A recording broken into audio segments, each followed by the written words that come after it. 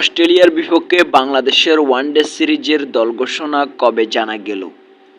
পাকিস্তানের বিপক্ষে টেস্ট সিরিজের শেষে ঈদের ছুটি কাটিয়ে আবার মাঠে ফিরেছেন ঢাকা প্রিমিয়ার লিগ। আগামী 5 জুন ঢাকায় পৌঁছাবেন অস্ট্রেলিয়া।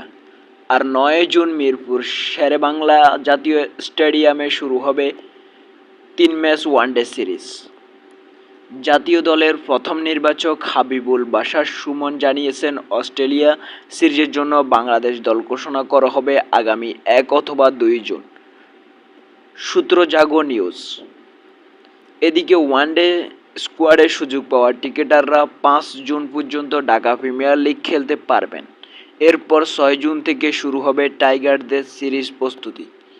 বাংলাদেশ বনাম অস্ট্রেলিয়ার বিপক্ষে ঘরের মাঠে লড়াইকে সামনে রেখে এখন সবাই নজর দল ঘোষণার দিকে। SPS sports, MD Shihab.